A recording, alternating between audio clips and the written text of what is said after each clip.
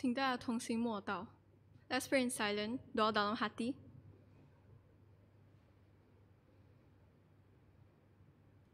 Amen. 奉主耶稣圣名开始我们的祷告会。In the name of Lord Jesus Christ, we commence our prayer session. Dalam nama Tuhan Yesus, kita mulakan sesi doa.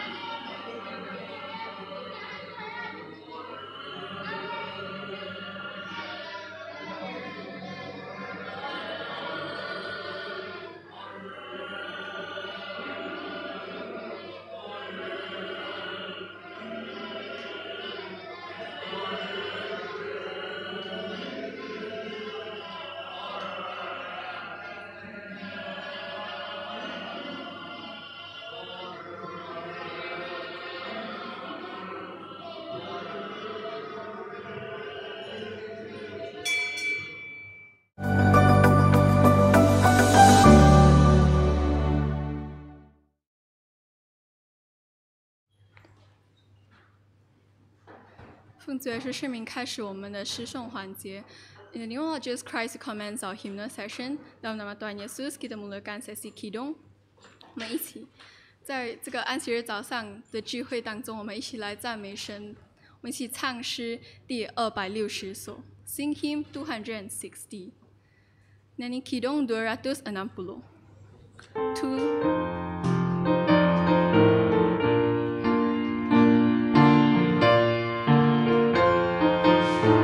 Verse 1.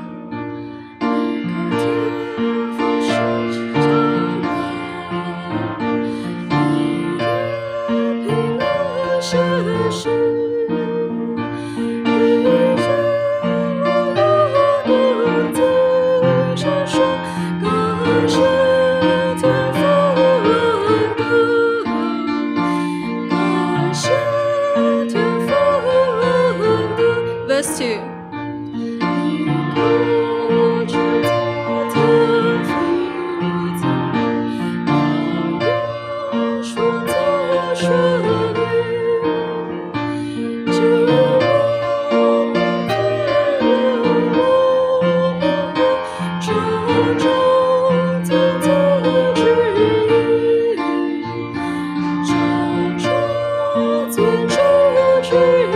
Last verse.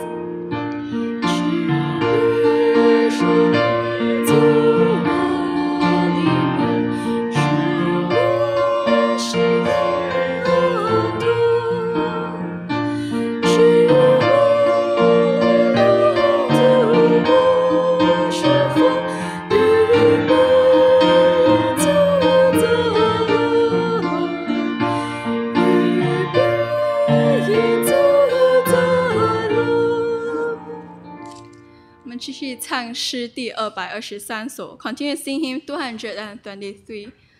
Dan kidung seterusnya 223.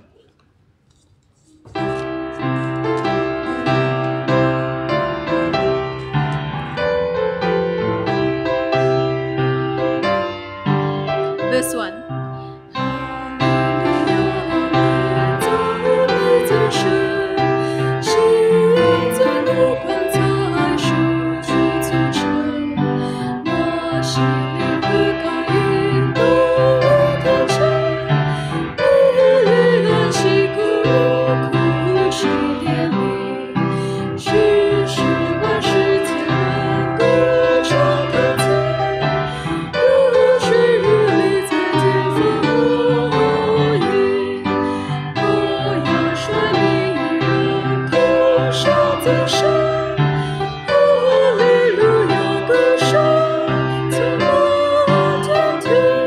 Verse 2.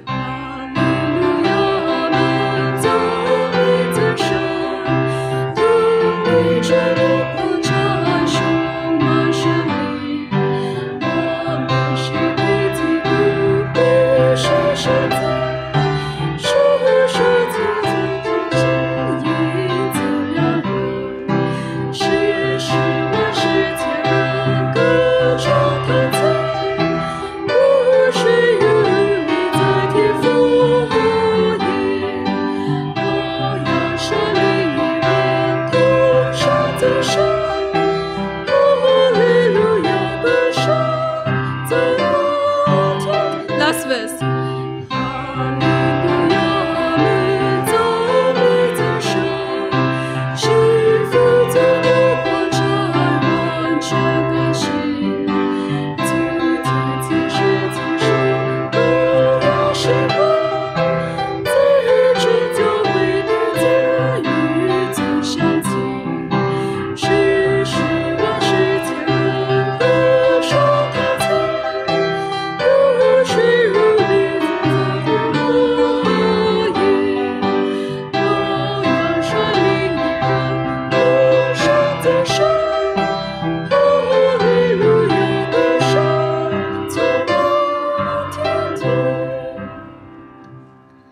继续唱诗第209首 ，Continue sing hymn 209.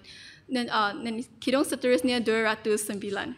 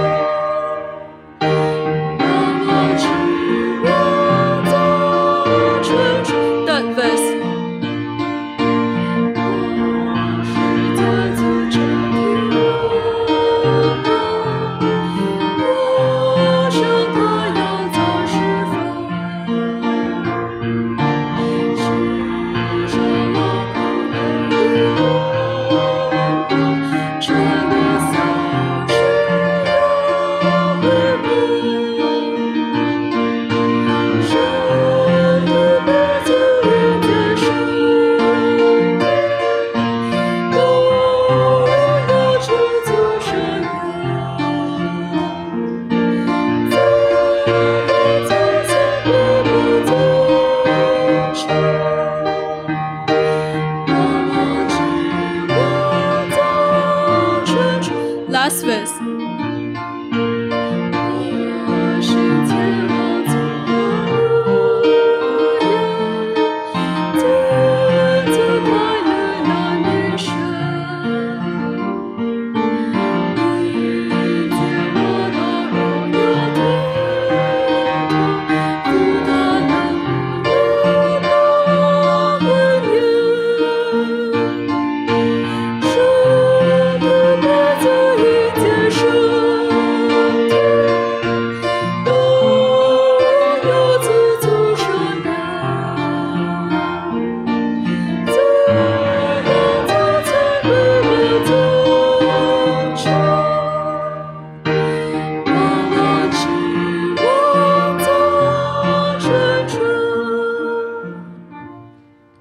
我们继续唱诗第227首 ，Continue sing hymn 227.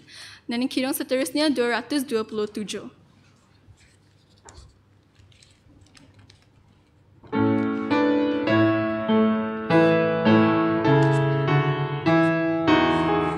Verse 1.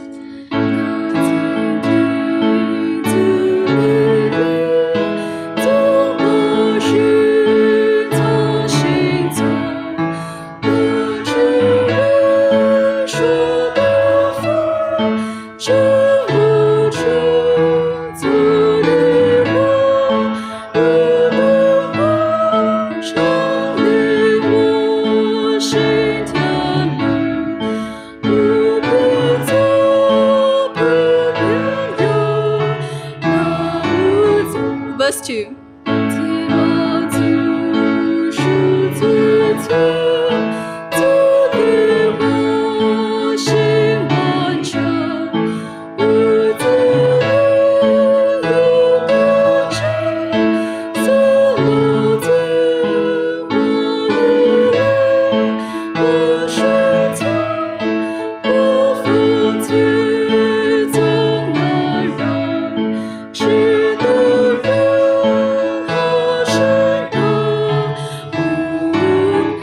Verse.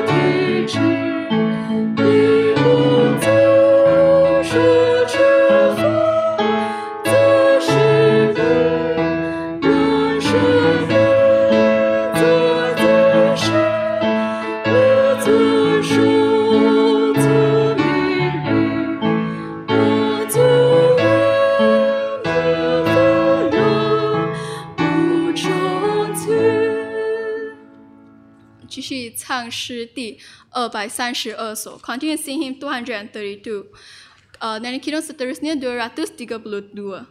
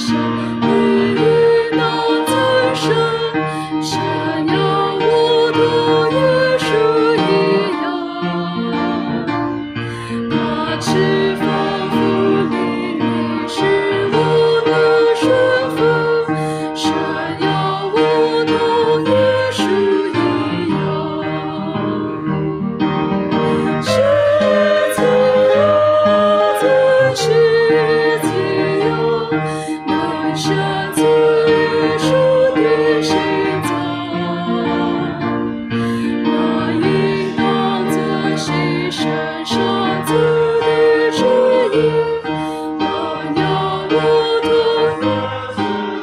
verse.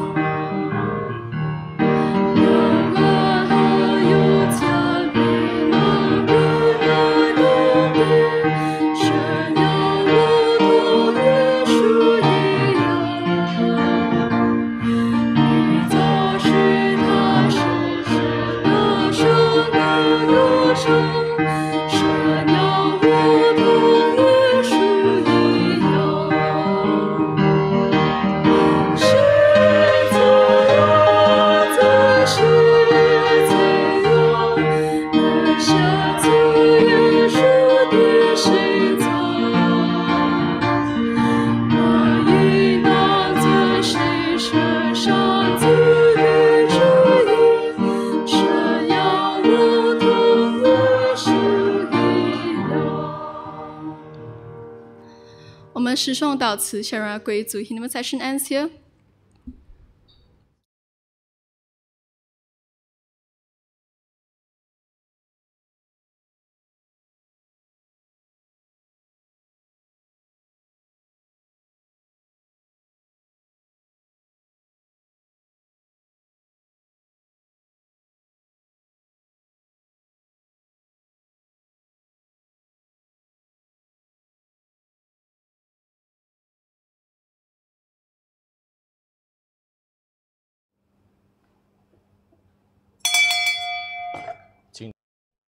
Sila doa dalam hati.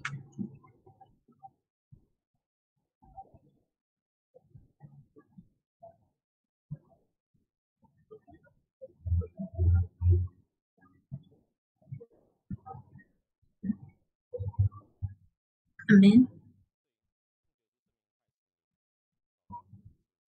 Dalam nama Tuhan Yesus, kita memulakan kebaktian hari Sabat sesi pagi. Naikkan pujian 129.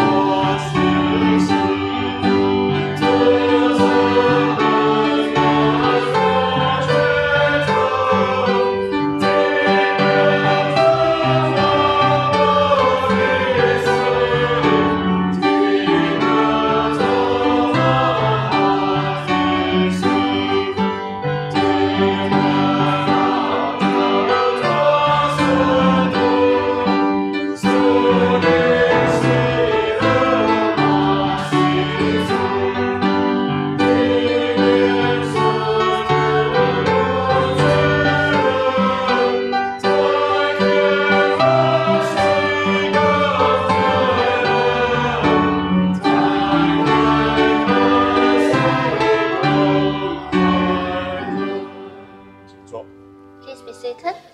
在这里问候在座的长子长辈。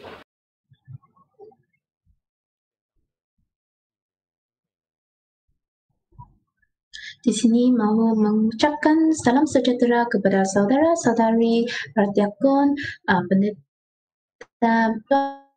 dan di atas kalian. Syukur kepada Tuhan kerana Dia memimpin langkah kaki kita pulang ke rumah Tuhan untuk menyembah Tuhan.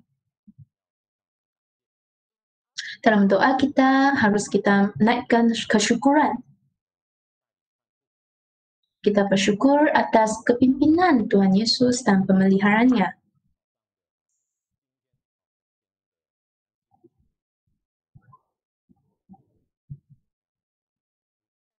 Yaitu kita mempersembahkan seluruh hari kepada Tuhan Yesus.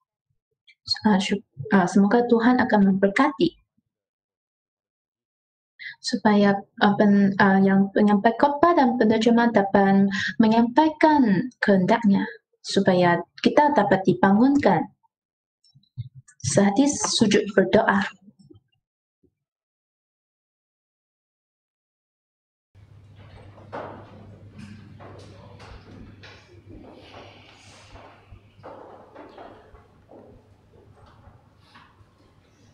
奉耶稣圣名祷告。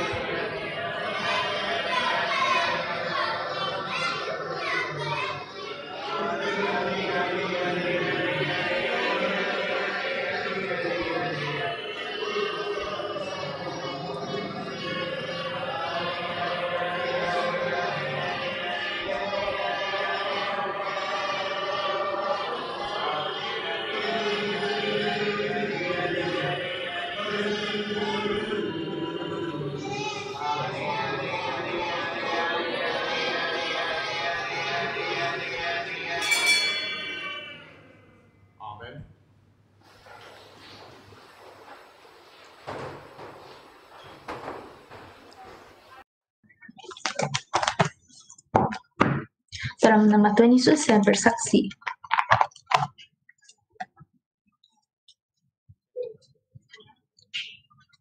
Sekali lagi saya ingin ucapkan selamat sejahtera dan selamat hari Sabat kepada saudara dan saudari.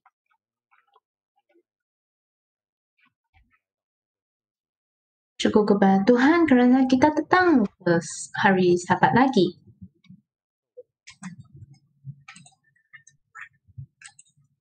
Dan kita boleh menikmati hari Sabat ataupun istirahat yang Tuhan berikan kepada manusia. Dalam hari Sabat ini, apakah yang saya ingin kongsikan kepada kalian?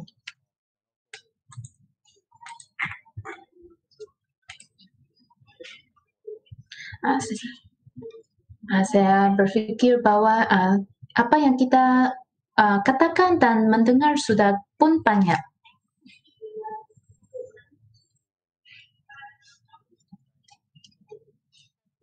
Yaitu mengenai apakah yang umat Kristian harus buat, tindakan kita dan iman kepercayaan kita. Saya ingin membawa kalian ke apa yang asas. Yaitu kita tentang mengaji bahawa tentang dasar kepercayaan Gereja Yesus benar. Saya tidak tahu bilakah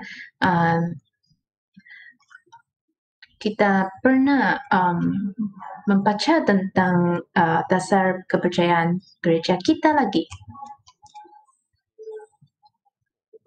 Ada banyak orang yang sudah lama tidak membaca ini.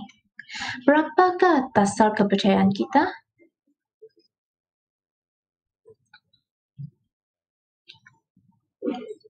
Soalan-soalan ini sebagai umat jemaat Gereja Yesus benar kita haruslah ingat dengan kuat. Dan berapa dasar kepercayaan di sini? Hari ini saya ingin mengkongsikan dasar kepercayaan yang pertama dengan kalian. Dasar kepercayaan ialah Tuhan Yesus, mengenai Tuhan Yesus. Yang sebelum ini kita mengatakan dasar pertama ialah Tuhan yang benar, yang tunggal. Jadi saya ingin mementingkan bahawa percaya Tuhan Yesus adalah satu-satunya Tuhan yang benar.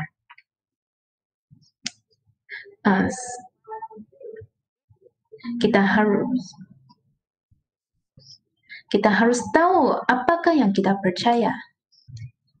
Mengapakah kita harus percaya Gereja Yesus benar?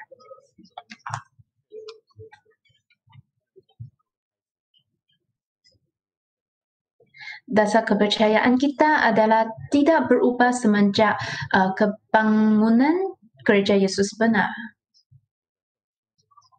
Hanya kita menulis dengan lebih jelas sahaja. Dasar kepercayaan kita masih 10 sahaja, tiada berubah dan tidak akan berubah juga.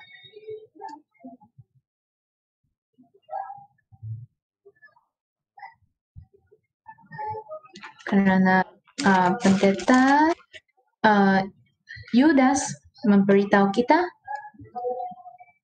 dia di surat Yudas mengatakan firman ataupun kebenaran ini adalah diberikan satu kali saja, yaitu sekali pun saja, yang tiada ada yang tersirat. Hanya kita memahami atau tidak.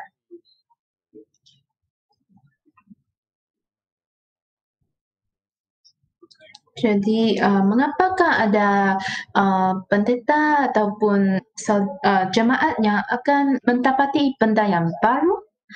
Sebenarnya benda yang baru ini bukan benda yang baru.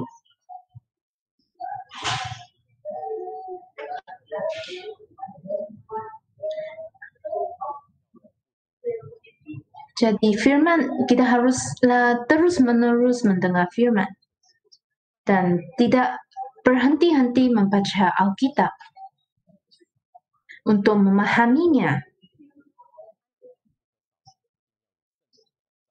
Yang tidak boleh kurang, kita harus ada penyertaan Roh Kudus. Karena apa yang manusia memahami itu adalah yang terhad.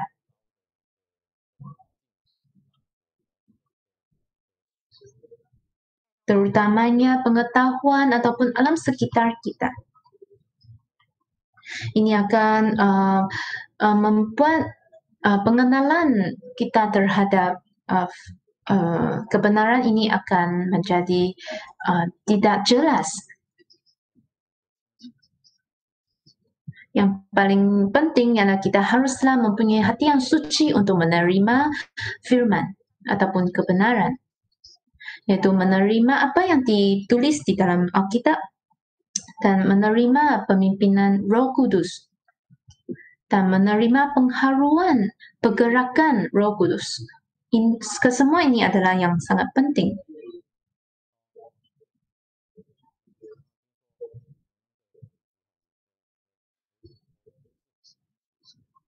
Jadi kita boleh mendapati ada banyak pendeta ataupun diakon yang tidak berpengetahuan tinggi.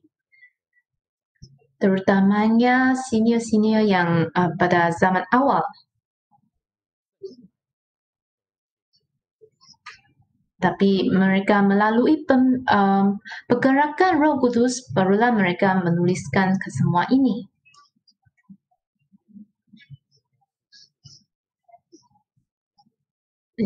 Ini juga sama dengan apa yang diilhamkan oleh Tuhan dalam Alkitab.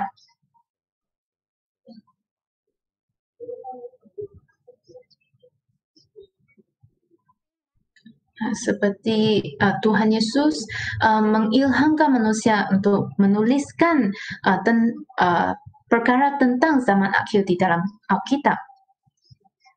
Karena barulah kita ada perjanjian baru dan perjanjian lama.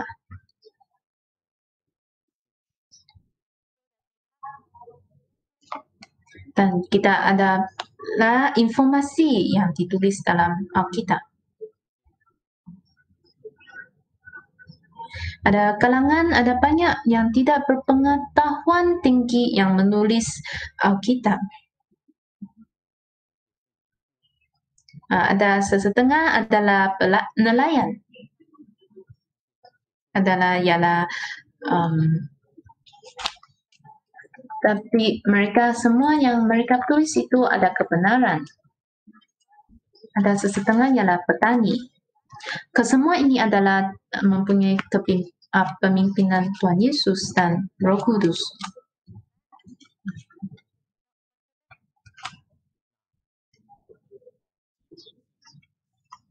Dan dasar kepercayaan kita juga adalah yang sama. Apa yang kita percaya tidak harus ada konflik. Ini adalah perkara yang kita harus tahu. Jadi apakah yang kita percaya ini? Bukanlah kita datang berbaktian sahaja setiap hari. Seperti hari ini, hari Sabat, kita datang berbaktian karena ini secara formality ialah kita datang saja. Yaitu kita datang menyembah Tuhan, kita tahu datang. Kesemua ini kita merupakan perkara yang kita harus buat. Tapi hati kita haruslah tahu, memahami mengapakah kita mahu buat. Kalau tidak, kita akan diganggu oleh orang lain.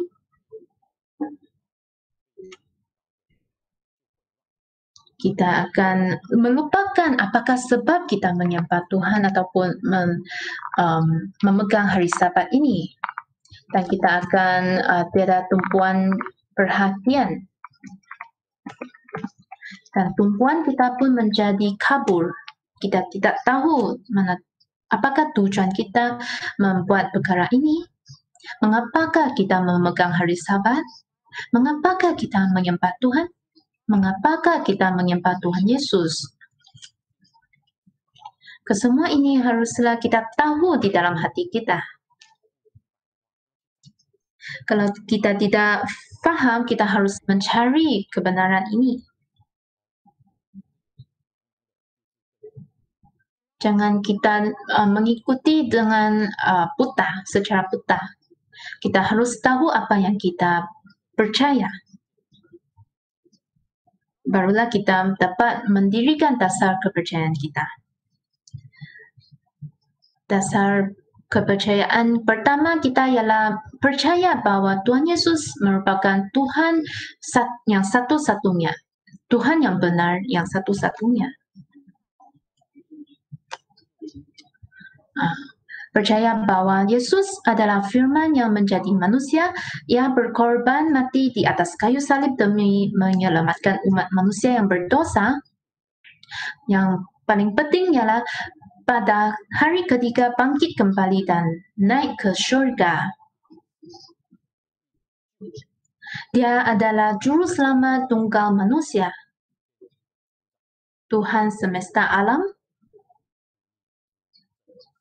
dan Allah yang Maha Esa. Ini adalah perkara yang kita harus tahu dan memahaminya.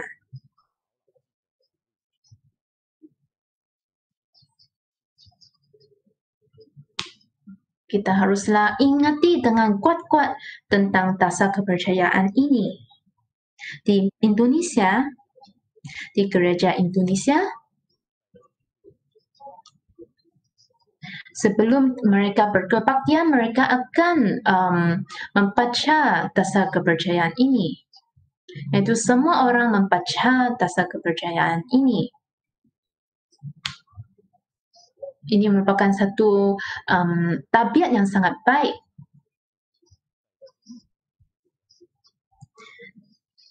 Jadi dalam hati kita haruslah kita ingat dan percaya, tahu apa yang kita percaya.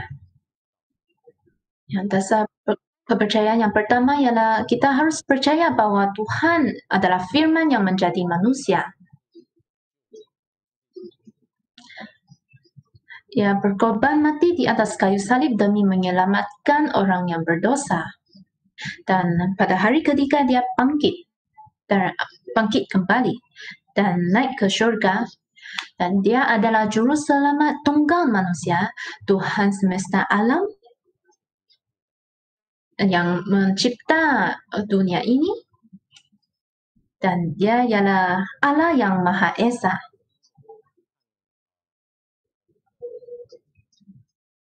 Kalau kita biasanya kita membaca dasar kepercayaan kita,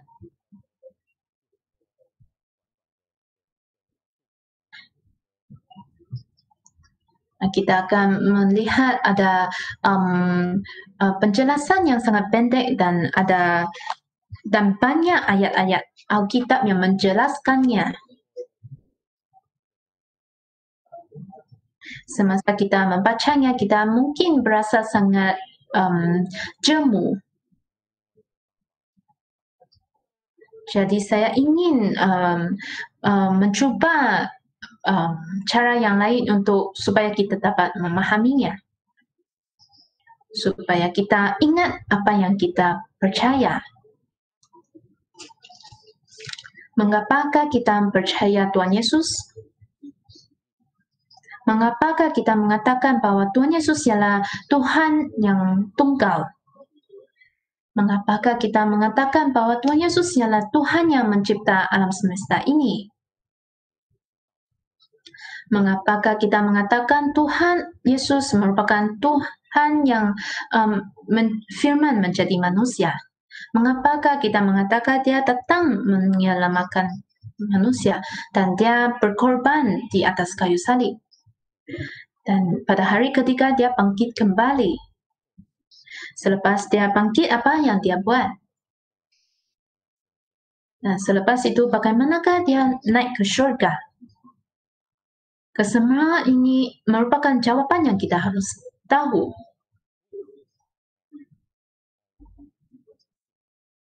Saya fikir kita harus tahu mengapakah kita ada iman kepercayaan ini, mengapakah kita akan percaya. Dengan cara kehidupan kita sekarang, kita senantiasa mementingkan logik, yaitu logik. Sistem mempunyai dia punya logik.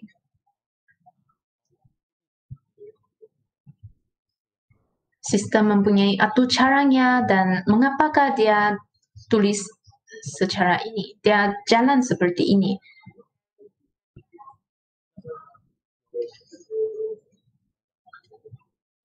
Dan kita yang generasi yang baru, kita sememangnya sangat berberkat. Sudah tentu kita belum lagi sampai ke hari kiamat, tapi kita sudah sampai ke akhir, ke zaman akhir. Kita lihat semenjak Tuhan Yesus, Tuhan mencipta alam semesta sampai sekarang.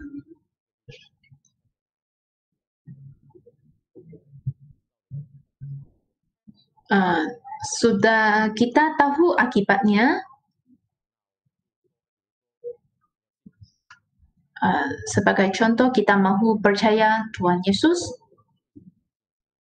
Dan dari belakang kita mengatakan, bertanya, mengapakah kita percaya kepada Tuhan Yesus? Barulah kita mencari kembali bagaimanakah perkara ini datang. Jadi saya menekankan bahwa kita harus memahami mengapakah kita percaya.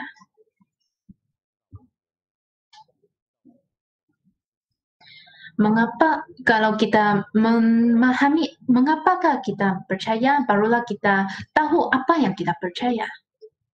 Barulah kita dapat mendirikan dasar secara kukuh.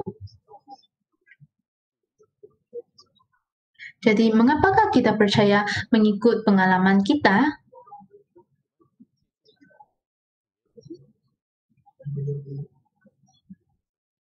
Apa yang kita sentuh tentang Tuhan Yesus ialah melalui Alkitab ini.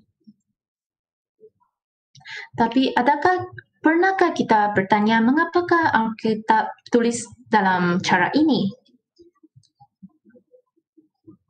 Seluruh hayat Tuhan Yesus dicatatkan dari Perjanjian Baru, yaitu mencatatkan tentang perkara semasa dia menjadi manusia. Bukanlah kemunculan Tuhan Yesus. Sudah tentu dia muncul sejak sebelum dia Tuhan mencipta alam semesta ini. Perjanjian Baru ini mencatatkan apakah yang dia buat semasa dia menjadi manusia.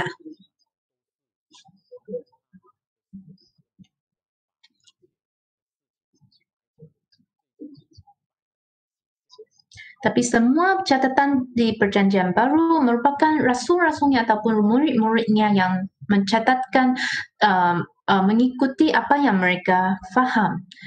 Dan mereka mencatatkan apa yang dipesan oleh Tuhan Yesus. Barulah mereka mencatatkannya.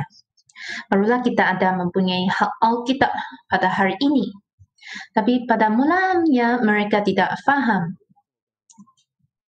Tuhan Yesus pun mengatakan kepada mereka, pada mulanya murid-murid Tuhan Yesus tidak memahami apa yang dikatakan oleh Tuhan Yesus. Dan selepas ini, dari kisah para rasul, kita boleh melihat murid yaitu Petrus. Petrus dia mulai berkata dan bersaksi di atas pimpinan Roh Kudus. Selain daripada pimpinan Roh Kudus, dia sendiri harus memahaminya. Kita bukan dirasuki.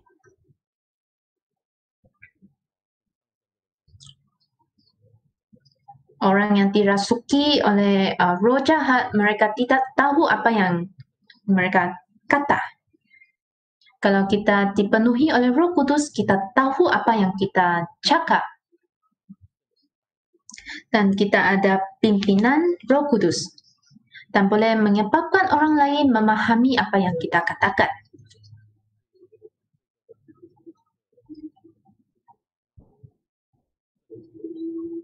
Petrus berbicara tentang firman yang begitu berharga. Dan juga menyampaikan cara untuk menyelesaikan masalah. Dan kesemua ini akhirnya menyebabkan 3,000 orang menerima pembaptisan. Ada kesannya. Ada puncanya, yaitu sebab mereka menerima pembaptisan ini adalah sebab hati mereka percaya. Dan Petrus menyampaikan firman yang begitu besar. Jadi kita boleh bertanya, mengapakah murid-murid ataupun rasul-rasul akan percaya?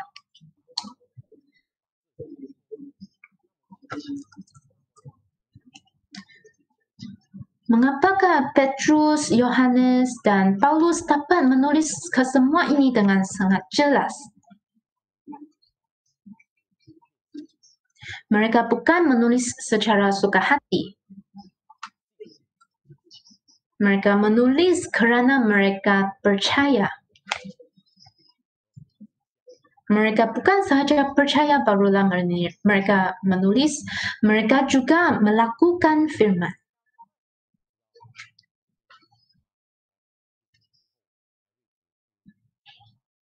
Kita tahu bahwa rasul-rasul ini pada akhirnya pun mati syahid demi Tuhan Yesus. Mereka mati demi Tuhan Yesus.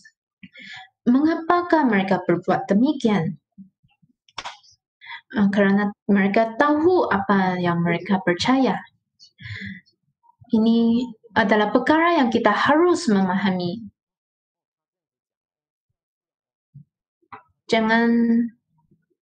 Janganlah kita hanya menganggapkan bahwa ini adalah dikatakan oleh Alkitab ataupun dikatakan oleh pendeta.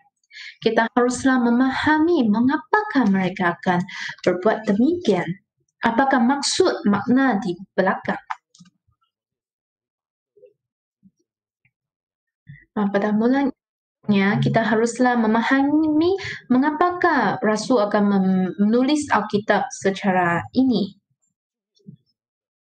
Dengan cara ini. Kerana mereka memahami apa yang ditulis di dalam Perjanjian Lama.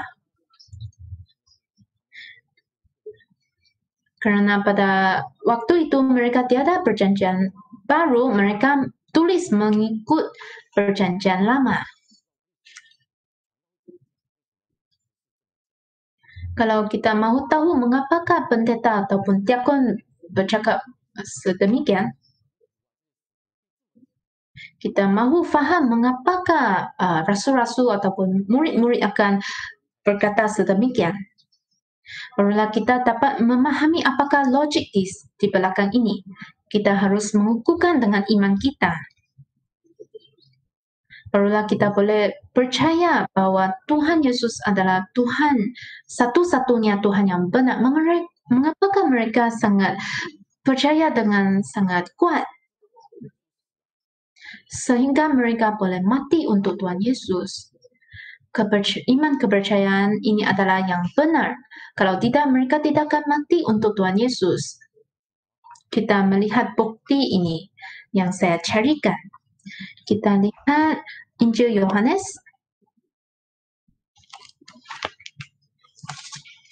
Yohanes pasal 20. Saya ingin menjelaskan dengan lebih teliti. Kalau tidak, kita setelah dengar firman di kebaktian, kita pulang rumah saja.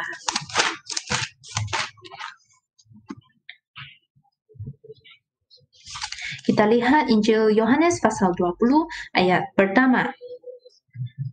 Injil Yohanes pasal 20 ayat 1. Pada hari pertama minggu itu, pagi-pagi benar ketika hari masih gelap, pergilah Maria Magdalena ke kubur itu dan melihat bahwa batu itu diambil dari kubur.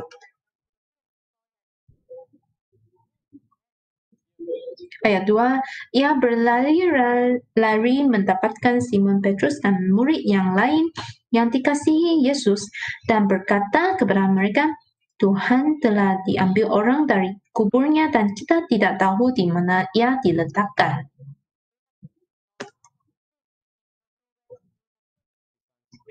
Ayat ketiga, maka berangkatlah Petrus dan murid yang lain ke kubur.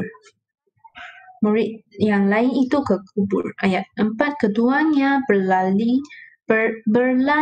bersama-sama, tetapi murid yang lain itu berlari lebih cepat daripada Petrus sehingga lebih dahulu sampai di kubur. Ayat 5, ia menjenguk ke dalam dan melihat kain kapan terletak di tanah, akan tetapi ia tidak masuk ke dalam.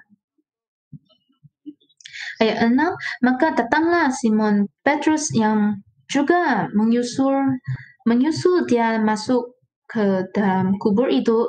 Ia melihat kain kapan terletak di tanah. Ayat 7, sedang kain peluh yang tadinya ada di kepala Yesus tidak terletak dekat kain kapan itu, tetapi agak di samping di tempat yang lain dan sudah tergulung.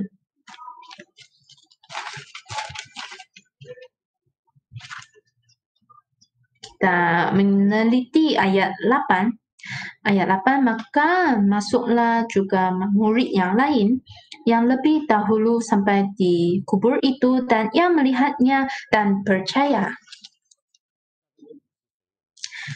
Siapakah murid ini? Kita sudah tentu kita tahu. Siapakah ini?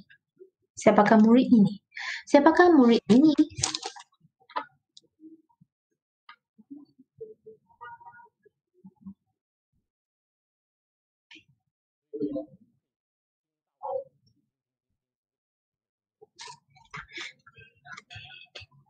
Jadi janganlah kita mendengar firman begitu sahaja.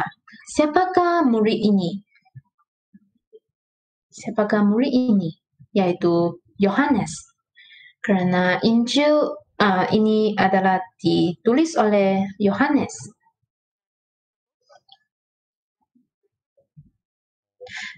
Dia menggambarkan sendiri sebagai murid yang lain itu. Jadi Tuhan Yesus memanggil Yohanes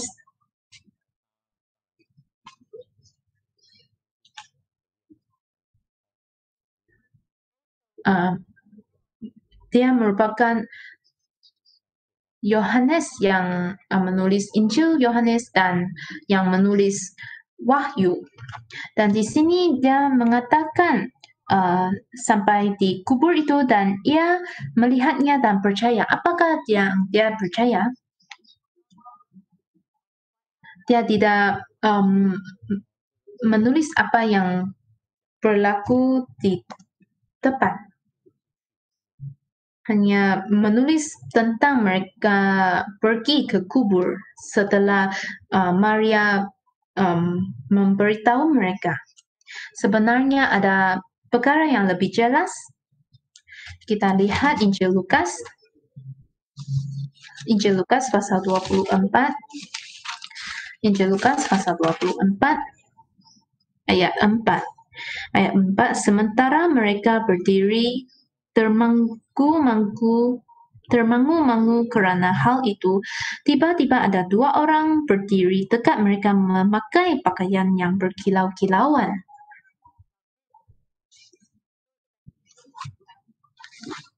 Ayat 5, mereka sangat ketakutan dan menundukkan kepala, tetapi kedua orang itu berkata kepada mereka, mengapa kamu mencari dia yang hidup di antara orang mati?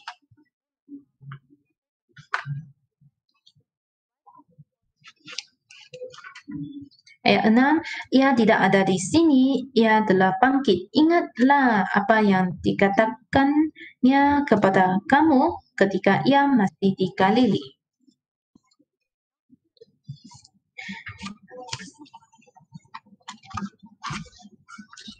ayat 7, yaitu kita meneliti di sini, yaitu bahwa anak manusia harus diserahkan ke tangan orang-orang berdosa dan disalibkan, dan akan bangkit pada hari yang ketiga. Ayat 8, maka teringatlah mereka akan perkataan Yesus itu. Ayat 9, dan setelah mereka kembali dari kubur, mereka menceritakan semuanya itu kepada ke-11 murid dan kepada semua saudara yang lain.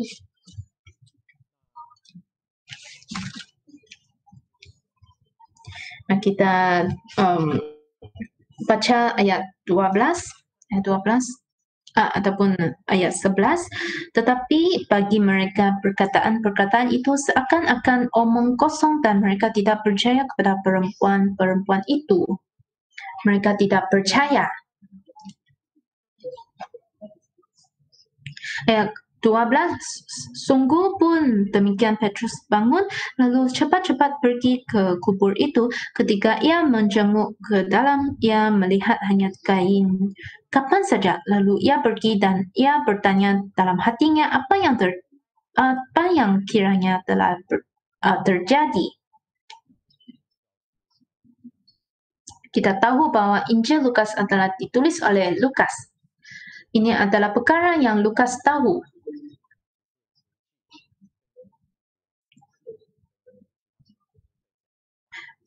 Perempuan-perempuan ini menceritakan apa yang terjadi kepada ke-11 murid itu dan saudara mereka. Malaikat menceritakan apa yang sangat penting, yaitu di ayat 7, yaitu bahwa anak manusia harus diserahkan ke tangan orang-orang berdosa dan disalibkan dan akan bangkit pada hari yang ketiga.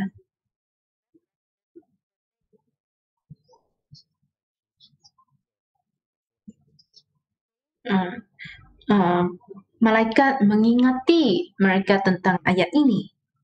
Barulah mereka percaya.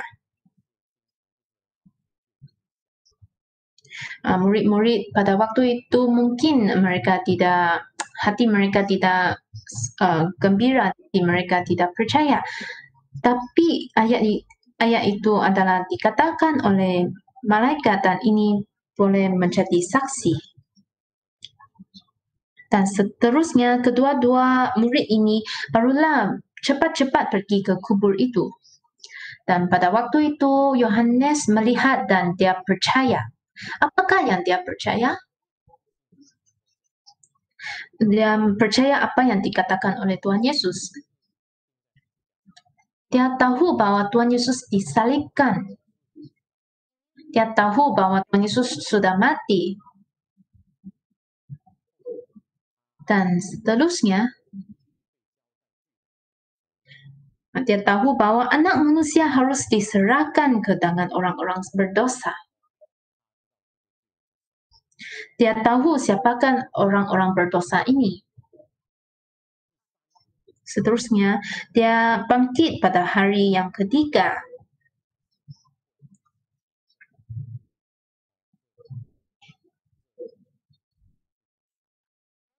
Barulah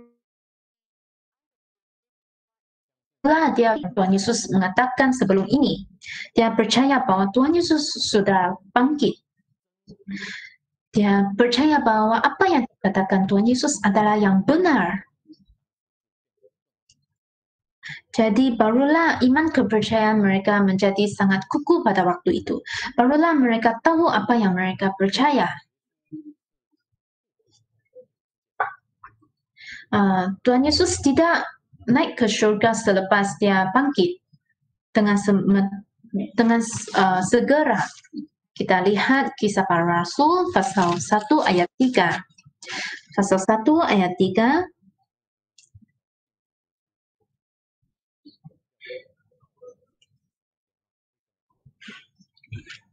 Kita harus tahu mengapakah mereka percaya kepada Tuhan Yesus. Haruslah kita dengan perlahan-lahannya kita memahaminya. Janganlah kita dengan cepatnya kita membaca saja.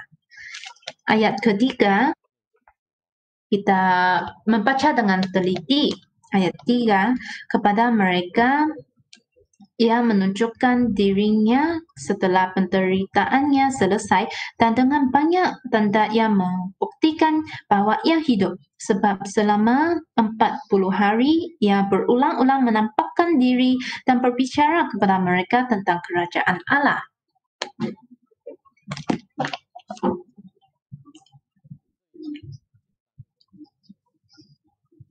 Ayat ini dengan ringkasnya ia menceritakan apa yang berlaku pada 40 hari itu. Sebenarnya Lukas dia menulis dengan ringkas di sini kerana dia sudah menjelaskan apa yang terjadi di Lukas, di Injil Lukas. Kita harus tahu bahwa kisah para rasul adalah ditulis oleh Lukas. Kerana Lukas telah menulis dengan jelas di Injil Lukas. Jadi di kisah para rasul baru dia menulis dengan ringkas apa yang terjadi dalam 40 hari itu. Dia menceritakan bahwa Tuhan Yesus setelah dia menderita dan dia mati di atas kayu salib dan ia bangkit. Dan dengan banyak tanda ia membuktikan bahwa ia hidup kepada murid-murid. Dan selama 40 hari ia berulang-ulang menampakkan diri dan berbicara kepada mereka tentang kerajaan Allah.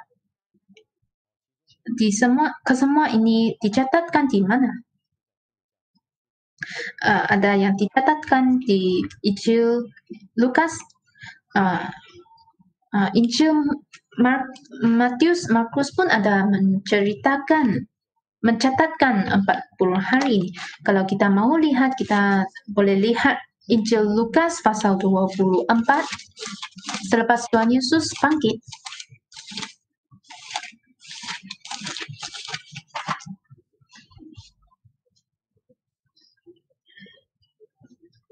Injil Lukas mencatatkan setelah Tuhan Yesus bangkit, ia menampakkan diri kepada kedua-dua murid itu di jalan ke Emmaus.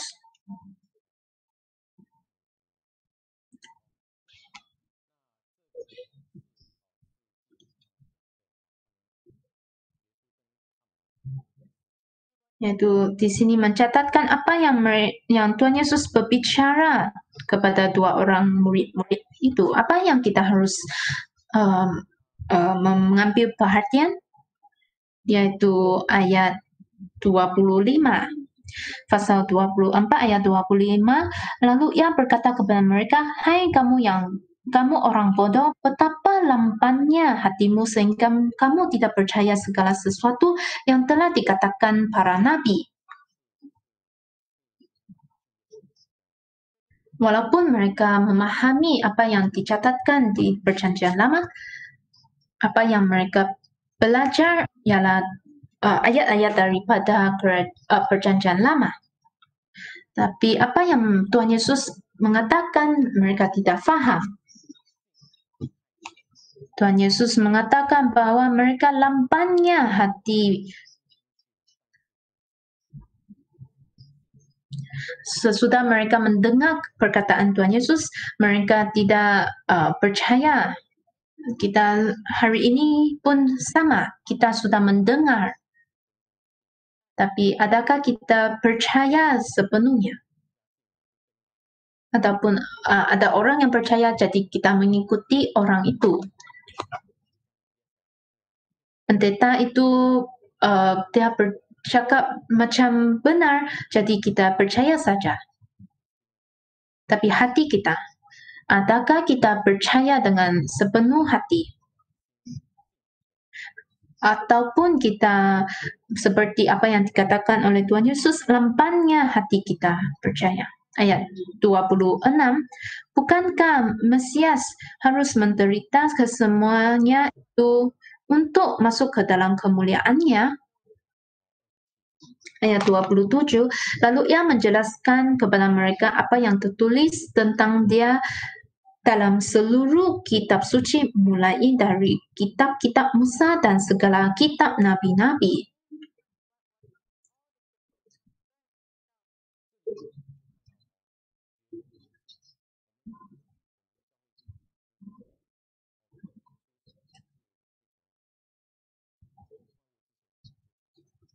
Kita di sini kita tahu bahwa Tuhan Yesus sudah wujud sebelum Tuhan mencipta alam sekitar. Tapi di sini sudah jelasnya dicatatkan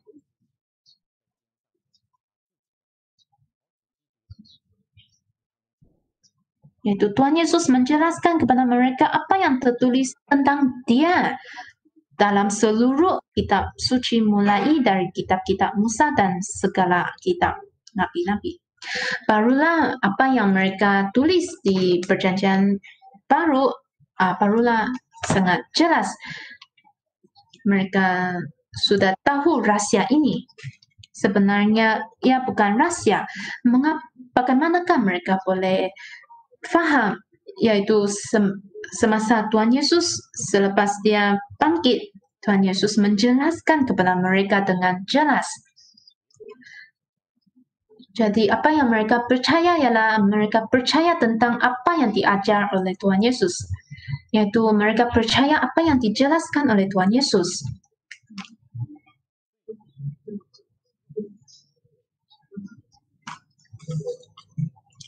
Dan Lukas pun mengatakan dengan banyak tanda ya Tuhan Yesus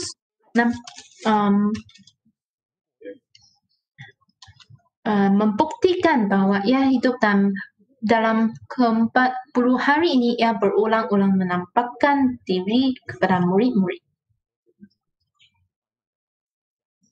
Dan apa yang terjadi mereka menulis dengan perlahan-lahan. Apa yang diterima oleh Paulus adalah yang berlainan. Sebenarnya apa yang diterima oleh Paulus pun sangat heran. Yang sangat heran.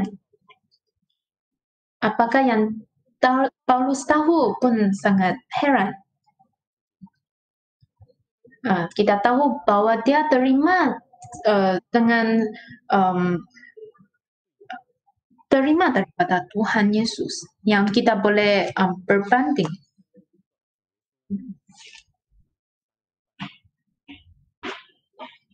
Yang satu ialah dituliskan oleh murid-murid yang mengikuti Tuhan Yesus dalam 3 tahun setengah. Yang perkara yang kedua ialah kita boleh membandingkan dengan apa yang dituliskan oleh Paulus ini. Jadi bagaimanakah kita boleh percaya dengan kuat? Injil Lukas pasal 24 ayat 36 hingga 40 di sini mengatakan bahwa Yesus menampakkan diri kepada semua murid. Ayat 45, lalu ia membuka pikiran mereka sehingga mereka mengerti kitab suci. Ini adalah yang paling penting.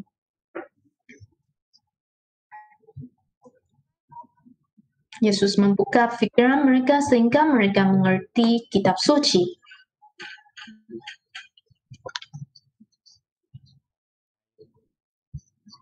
Mengapakah mereka boleh mengerti kitab suci? Ialah kerana Tuhan Yesus membuka pikiran mereka. Ayat 46,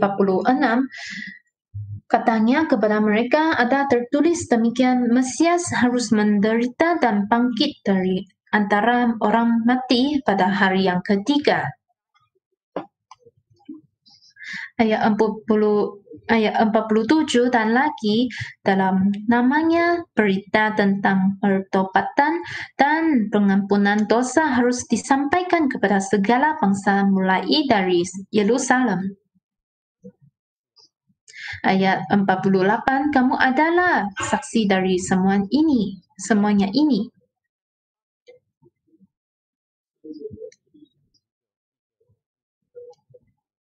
Rasul-rasul ada respons sebegini.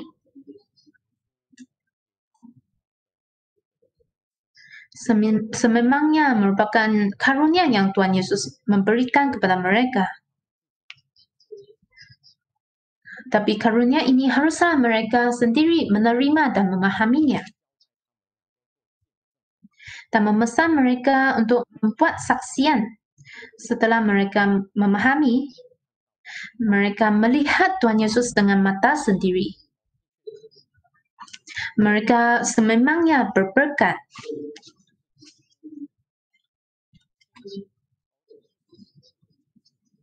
Mereka juga orang yang Tuhan Yesus menjelaskan dengan sendiri. Jadi mereka percaya dengan kuat. Jadi mereka barulah boleh menulis dengan jelas.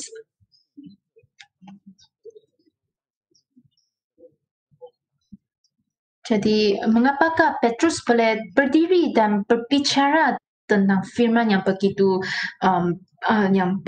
baik?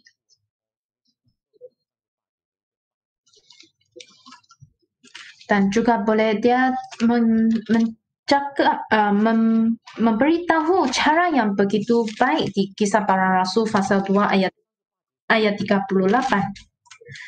Ayat 38, jawab Petrus kepada mereka, bertobatlah dan hendaklah kamu masing-masing memberi dirimu dibaptis dalam nama Yesus Kristus untuk pengampunan dosamu, maka kamu akan menerima karunia Roh Kudus. Ini juga ditulis dalam satu ayat saja. Tapi kita harus memahami banyak perkara dalam ayat ini. Adakah kita memahaminya? Ini adalah perkara yang kita harus mengerja. Kita masuk ke dasar kepercayaan yang pertama saja.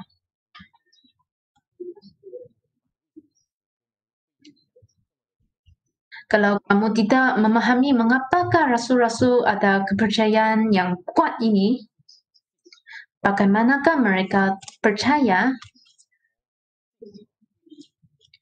Bagaimanakah mereka percaya sehingga mereka mati syahid untuk Tuhan Yesus?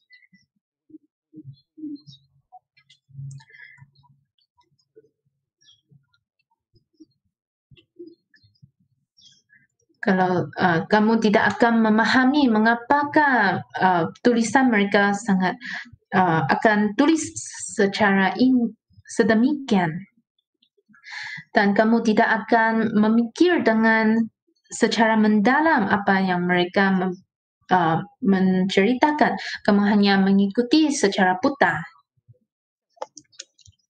Dan ada orang yang mencabar kamu, dan kamu akan menjadi kabur. Dan rasul-rasul mereka, karena mereka melihat, mendengar, dan memahami, dan hati mereka percaya, barulah mereka ada responsi sedemikian.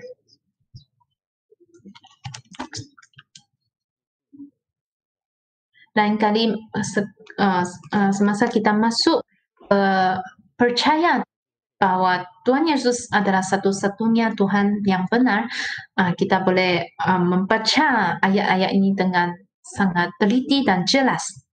Mengapakah Yohanes akan bercakap sedemikian? Mengapakah Paulus juga bercakap sedemikian? Barulah kita tahu bahwa perkara-perkara ini adalah yang boleh dipercayai. Barulah ini menjadi iman kepercayaan kita. Haruslah kita menangkap dengan kuat-kuat dan percaya dengan baik, dengan teliti. Kalau tidak, kita hanya mendengar firman dan mengikuti secara buta.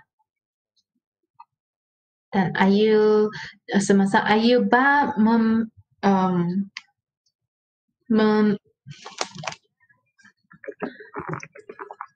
yaitu mengingatkan kita, adakah kita boleh berdiri dengan teguh? Syukur kepada Tuhan. Kita naikkan pujian bilangan 3. Bilangan 3.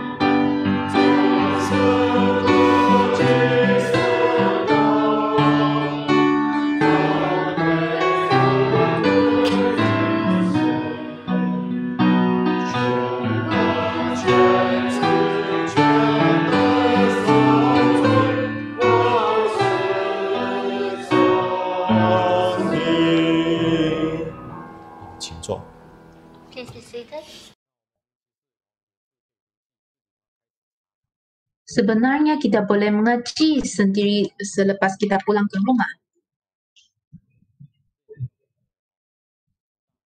Kita membaca kembali tentang putasa kepercayaan gereja Yesus benar. Dan semasa saya mengkongsikan dengan kalian, barulah kita boleh memahami dengan sangat jelas. Kita akan memanjatkan doa yang kedua. Dalam doa kita haruslah kita memanjatkan kesyukuran. Kita bersyukur kepada Tuhan Yesus kerana Dia memimpin kebaktian kita dengan lancar. Dan kita memohon agar Tuhan Yesus membuka fikiran kita.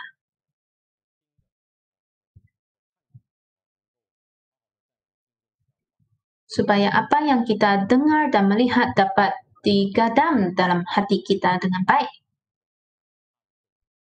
Dan kita boleh memahami kebenarannya. Dalam doa kita, janganlah kita lupa untuk berdoa untuk gereja, untuk kerja suci. Dan bantu doa terhadap saudara-saudari yang lemah. Dan jangan lupa kita bantu doa untuk iman kepercayaan sendiri, kerohanian sendiri. Dan jangan lupa doa untuk gereja. Jalan ke surga ini bukanlah kita satu orang yang menempuhnya, yaitu kita menempuhi jalan surga ini bersama-sama. Sehati sujud berdoa.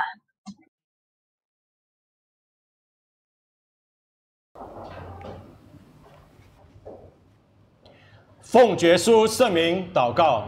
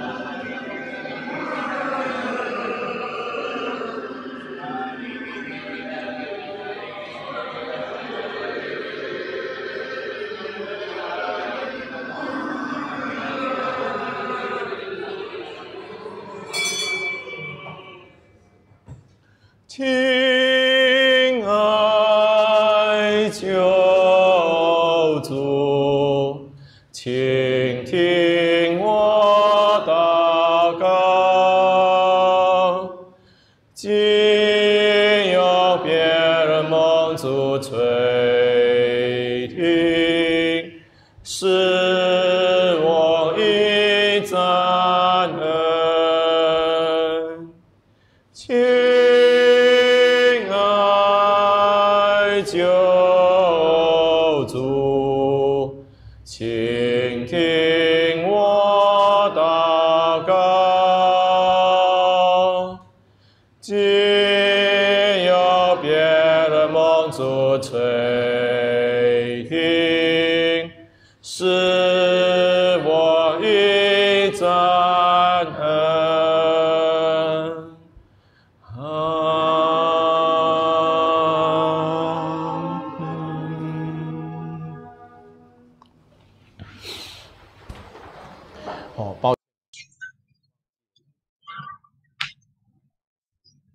Minta maaf saya tidak menjelaskan apa yang kita harus bantu doa. Terutamanya kerja suci. Yang pertama ialah kebaktian penginjilan pada minggu depan, yaitu pada setiap minggu yang ketiga. Yaitu setiap bulan minggu ketiga kita ada malam penginjilan. Yaitu minggu yang ketiga. Minta maaf, minggu yang ketiga ialah minggu ini. Dan juga pada Jun kita ada KKR. Yaitu minggu pertama bulan Jun. Yaitu 5 hingga 6 Jun. Saya tiada telefon, saya tidak ingat. Semua harus bersandar kepada telefon. Yang pengumuman yang ketiga, yaitu bangunan di belakang. Ini merupakan perkara yang kita harus bantu doa.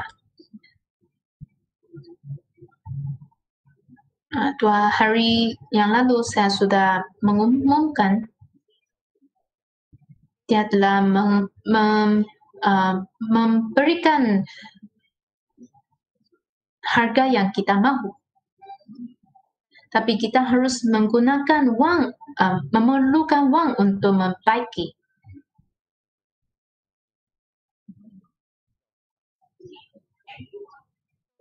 Jadi EJK pembangunan ini berpendapat kita harus mempunyai lebih banyak wang. Kalau ini merupakan kehendak Tuhan untuk kita membeli bangunan ini, walau itu bersandarkan kepada Tuhan, dan paling penting ialah kita berdoa untuk perkara ini. Syukur kepada Tuhan, kebaktian Sabat sesi pagi tamat di sini. Sila berdiri.